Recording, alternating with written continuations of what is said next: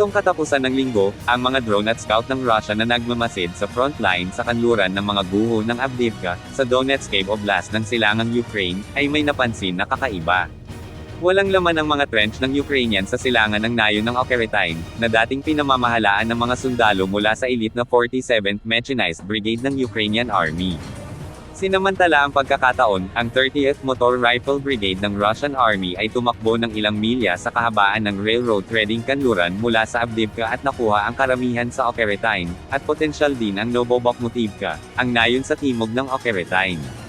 Ito ang pinakamabilis na pagpasok sa teritoryo ng Ukraine sa pamamagitan ng ang mga puwersa ng Russia sa loob ng ilang buwan, at nagbabanta ito na bumagsak ang depensibong linya ng Ukraine sa kanluran ng Avdiivka. Isang linya na tumagal ng ilang buwan, ngunit ngayon ay may malalim at lumalawak na agwat dito. Bukas ang kahon ng Pandora, komento ng Ukrainian Analysis Group na Deep State. Upang maunawaan kung gaano katikot ang mga commander ng Ukrainian ngayon, isaalang-alang ang brigada na sinugod nila sa paglabag sa hilaga at kanluran ng Okeretine, ang 100th Mechanized Brigade. Ang brigada ay isa sa mga pinakabago at pinaka-lightly equipped brigade sa Ukrainian Army, at tila hindi angkop para sa uri ng mga frontline tri-age commander na hinihiling nito. Ang pagbagsak sa Okeretine ay iniulat na hindi ang 47th Mechanized kasalanan ng brigada. Ang brigada na iyon, ang pangunahing operator ng mga sasakyang armored na gawa sa Amerika ng Ukraine, ay sumusunod sa mga utos na umalis mula sa Okeretine upang muling i-deploy sa likuran para sa isang kinakailangang panahon ng pahinga pagkatapos na gumugol ng halos isang taon sa labanan.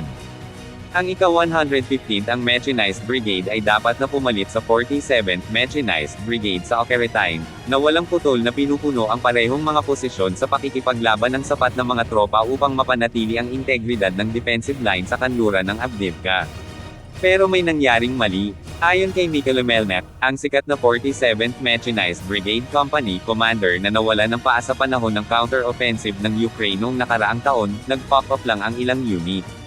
Ang pagkabigo ng 115th Mechanized Brigade na humawak sa linya ay halos nag-imbite sa Russian 30th Motor Rifle Brigade sa Okeretine, at nag-trigger ng panic na tugon sa Ukrainian headquarters.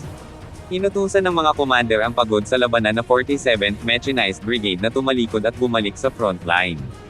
Inutusan din nila ang 100th Mechanized Brigade na mag-counterattack. Hindi malinaw kung ano ang susunod na mangyayari sa loob at paligid ng Okeretine.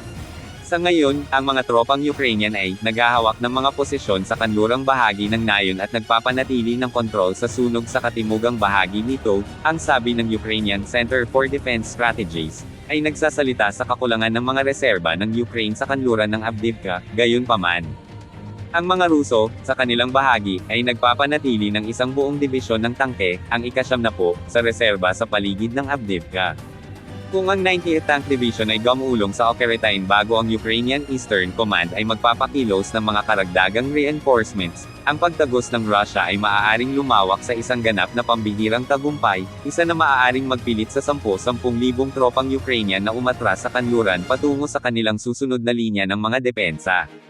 Para sa mga Ukrainians, ang pinakamagandang dahilan para umasa ay ang $1 bilyon na mga bagong sandata na isinugod ng Estados Unidos sa Ukraine sa mga oras pagkatapos ng US Congress sa wakas, pagkatapos ng 6 na buwang pagkaantala, inaprubahan ang karagdagang tulong ng US sa Ukraine noong Martes.